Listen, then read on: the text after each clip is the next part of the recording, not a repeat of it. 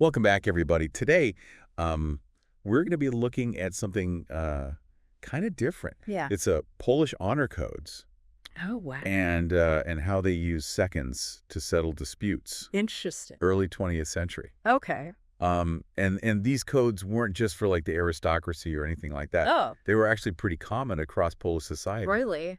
Huh. Yeah. Yeah, that's interesting. So imagine like a time when your rep Mm-hmm. was like everything, and like even a minor like insult could like totally ruin you. Yeah, that's wild to think about. It is, isn't it? Like how different that world is Oh, totally. than the one we live in. So to help us like figure out this whole world, we've got like two main sources. Okay. One is the Polish Code of Honor from 1919, and the other one is the General Rules of Honorary Conduct from 1927.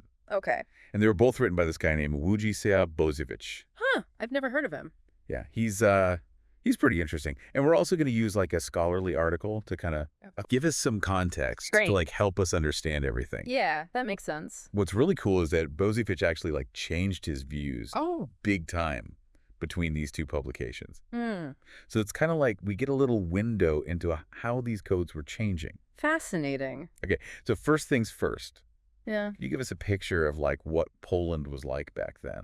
Sure. So Poland in the early 1900s was like Yeah. this society that was going through a ton of changes, Yeah. like rapid modernization, Okay. political upheaval, all this stuff. Wow. So you have these honor codes, which were very traditional, but they kind of emerged as this way to like Yeah. try to bring some order, Yeah. like some stability into a world that felt really unpredictable. Mhm. They offered like this formalized way to deal with conflicts and also to like preserve your reputation, Yeah. which was super important in that time period. Yeah, I can imagine. Yeah. So is it like they were trying to balance personal honor with the need for like the whole society to get along right? Exactly. That tension is like at the heart of what makes these codes so interesting. Mm-hmm. They're an attempt to like reconcile individual desires with what the community needs. Yeah. Something that we're still struggling with today. Oh, totally. And that's where these seconds come in, right? yeah. These people who had to like navigate this whole complicated web Yeah. of honor and conflict. Yeah, exactly. Now, in Boziewicz's first code from 1919, Okay. the role of a second was pretty intense. Oh, how so? Well, just imagine being obligated to accept that role if a friend asked you, no Mm. matter what. No matter what. Like you were bound to protect their honor as if it was your own, Wow. even if you didn't agree with them. Oh, so you could end up like defending someone you knew was in the wrong. Exactly. Okay, yeah. Talk about a moral dilemma, right? It makes you wonder, like, did these seconds have any real power? Mm-hmm. Or were they just like pawns in their friends' games? Yeah. That's a great question. And it seems like Boziewicz himself may have realized that this system could be manipulated because his 1927 code really changed the role of the seconds. Really? Yeah. Okay, I'm curious. Like, did he give the seconds more authority or something? He did more than that. Yeah. He actually changed what they were called. Oh, They weren't seconds anymore. Yeah. He called them honorary deputies. interesting. Okay, I'm all ears. Yeah. What's the difference? What did these honorary deputies do differently? Well, first of all, the word deputy makes it sound like they have more Yeah. agency and responsibility, Mm-hmm. right? Like they weren't just passive bystanders anymore. Okay. They were given a specific job to uphold not only their friend's honor, Mm. but also like the principles of the whole code itself. So he was trying to make it less about blind loyalty and more about like an ethical approach to conflict. Exactly. One of the big changes was that these deputies could now refuse to serve if they felt their friend's cause was morally wrong. Oh, wow. That's huge. Right. It puts a big emphasis on individual conscience and making ethical judgments. That's amazing. Yeah. It sounds like he was trying to like find this balance between traditional ideas of honor Mm-hmm. and like a more modern understanding of personal responsibility. Yeah. But not everyone liked these changes. Oh, really? Of course not. Yeah. Yeah. Anytime you try to like write down rules for something as subjective as honor, Yeah. you're going to have some pushback. Oh, absolutely. Yeah. It's like trying to fit a square peg in a round hole. Right. You mentioned earlier this guy, Wladyslaw. Yeah. He was a critic of these codes. Mm. Remember he said you could like shoot half the world with Boziewicz's first code? Yeah, I remember that. What was he so worried about? Well, Wladyslaw was a well-known writer Okay. and a social critic in Poland, Mm-hmm. and he was really skeptical of these honor codes, especially the first one that Boziewicz wrote. He thought they actually made violence and aggression more likely. Really? So instead of making peace, these codes could actually make things worse. That's what he thought. He argued that by making dueling so official and outlining all these things that could be considered offenses, Yeah. Boziewicz was actually encouraging people to fight instead of talking things out. So it's like these codes, even though they were supposed to uphold honor, could be used by people to just get revenge. Yeah, it really makes you think about the unintended consequences of trying to control social behavior. Right, even with good intentions. Exactly. Okay, so we've got this interesting tension between the ideals of these codes and how they could be misused. Can you tell us a little more about these duels? Like, what actually happened? Was it always to the death? That's a good question. Now, the codes themselves don't actually give a lot of details about the duels themselves, but historical accounts kind of paint a picture for us. Okay. And they weren't always to the death, like you might think. Oh. Actually, the point was often to get an apology or some kind of payback, not to actually kill someone. So it was more about restoring honor than just getting revenge. Exactly. But that doesn't mean they were harmless. Right. The main weapon they used was the pistol. And even though they were usually trying to just wound the other person, not kill them, accidents happened. Yeah, I can imagine. Plus, even a small wound could be a big deal back then, because physical strength was really important for your reputation. So it was like this high-stakes game where your reputation and your pride were on the line. Yes, exactly. And speaking of stakes, Yeah. what do you think happened if you refused to duel? Oh, good question. I would guess you would be seen as a coward. Oh, totally. Refusing a duel was the worst thing you could do. Wow. People would think you were a coward and you'd be basically kicked out of society. Seriously. Yeah. You could be shunned by your friends. Oh, wow. You wouldn't be allowed in certain social circles. Yeah. And your reputation would be ruined. So there was a ton of pressure to participate, even if you thought the whole thing was stupid. Exactly. It shows you how powerful social pressure is and how much people were afraid of looking weak. Yeah. So we've established these codes were not perfect. Definitely not. But they did change over time. Yeah. Like you said, Boziewicz made some revisions. That's right. I'm curious to hear more about those changes. Okay. And how they reflect what was happening in Poland back then. Yeah. Now, even though the rules of dueling and these honor codes might seem really old-fashioned, they actually give us a glimpse into a society that was trying to figure out really basic questions about individual rights, social responsibility, and what justice even means. And I bet those are still questions we're asking today, even if we don't have pistols at dawn anymore. Absolutely. Okay, I want to hear more about how these codes changed and what lessons they might have for us today. Sounds good. But first, let's take a quick break. All right, so we were talking about how these honor codes could be used to justify some pretty intense stuff. Yeah, it's like a reminder that even when you have good intentions, you can still end up with some bad outcomes. Totally. Especially when you're dealing with something as, subjective as honor. Right. But it seemed like Boziewicz kind of realized that because his second code made some big changes to how these disputes were handled. Exactly. What were some of the biggest differences? Well, one of the most interesting changes was how he shifted the focus away from individual feelings and towards a more reasoned communal process. Remember how in the 1919 code, the seconds were basically stuck with whatever their friend wanted? Yeah. Even if they thought it was a bad idea. Exactly. It was like they were trapped. Yeah. But in the 1927 code, the honorary deputies, they were told to actually follow their conscience and the principles of the code, even if it meant going against their friend. So he was trying to bring in some ethics into what was basically a very emotional system. Exactly. It's a big shift. Huge. And to try to prevent people from acting impulsively and to keep these disputes from dragging on forever, the 1927 code said that if both sets of deputies agreed on a solution, then everyone had to accept it. Even if they didn't like it. Yep. Even if they didn't like it. It was like he was trying to make sure that cooler heads prevailed. Yeah. And prevent things from blowing up unnecessarily. It's like he was creating this early version of mediation. Right. It makes you wonder if there are any parallels between these Polish honor codes and how we handle conflict today. I mean, we don't duel anymore. Right. But the ideas seem kind of relevant. Yeah, totally. We're still trying to figure out this balance between individual rights and what's fair for everyone. Exactly. And it's those blurry areas where things get really interesting. How do we decide what's a just outcome? Who gets to decide? How much do we consider people's feelings versus the actual facts? Yeah. Those are tough questions. They really are, and they're the same questions that people were asking 100 years ago when they were dealing with these honor codes. Oh, so back then, they had at least a code to go by, right? Like a set of rules for these situations. Do you think something like that could work today? That's a good question.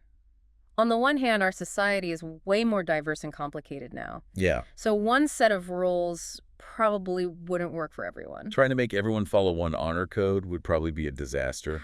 Right. But I do think that people want some kind of framework. Yeah. Some shared understanding of how to disagree respectfully. You see this online all the time. Oh, yeah. Like when online communities try to create codes of conduct, or when organizations have to deal with ethical issues. So we still want some guidelines, some way to navigate how we interact with each other. Exactly, even if those guidelines are always changing. Right. And it's through those changes that we might find a better way to handle conflict, one that respects both individual dignity and the good of everyone. Absolutely. That sounds great. But realistically, how do we get from those ideals to the messy reality of how people actually fight? That is the question, isn't it? And I don't have all the answers. Of course not. But I think one way to start is to realize that conflict itself isn't necessarily a bad thing. Oh, so you're saying we shouldn't try to avoid conflict completely? Not necessarily. It's more about how we think about it. Instead of seeing conflict as something scary, what if we saw it as a chance to learn and grow? To challenge our own assumptions, and maybe even strengthen our relationships. So it's about how we approach conflict. Yes. Not about getting rid of it entirely. Exactly. And I think these Polish honor codes, even with all their problems, can teach us something about how we see conflict. They remind us that even when we disagree, we need to be civil and respectful. They're willing to listen to the other side. Right. It's not about winning an argument. It's about finding some common ground and understanding where the other person is coming from. That makes sense. Yeah. But what about those situations where it feels like you can't compromise? Like when people's core values are clashing and there's no easy answer? Those are the really tough ones. Yep. And I think those are the times that really test our commitment to having a civil conversation. Can we disagree without being jerks? Can we acknowledge that someone else's experience is valid, even if we don't agree with them? You're really making us think about how we handle these tough conversations. I hope so. It's like you're saying that true honor isn't just about defending your own beliefs, but also about respecting the beliefs of others, even when you totally disagree with them. Exactly. And that's an idea that's important no matter what time period you're in. Totally. Yeah. It's as relevant today as it was in Poland 100 years ago. Exactly. This has been a great conversation. I know, right? I feel like we've just started to explore this topic. We have. And I'm already thinking about how I deal with conflict differently. I'm glad to share that. Okay, before we wrap up, I want to go back to something we talked about earlier. Sure. The consequences of refusing a duel. You said it could really damage your reputation. Yeah. Can you give us a better picture of what that would actually look like? Okay, so imagine this. You're a young guy in Poland in the early 1900s. You're trying to make a name for yourself. Okay. You go to a party, a place to meet people and make connections that could help your career or your social status. Okay. But as you walk in the room, you hear people whispering. Oh. They look away when you look at them. It's like you suddenly become invisible. That's gotta hurt. Yeah, it's like you don't even exist. People who used to be friendly to you now barely say hello. Wow. And opportunities that were open to you now seem closed. So it's not just about being embarrassed. It's about losing opportunities and connections. Exactly. And in a society where your reputation is everything that can ruin you, your chances of finding a good marriage disappear, your business prospects dry up, and you're basically an outcast. It's like you're trapped in this never-ending cycle of shame. Yeah.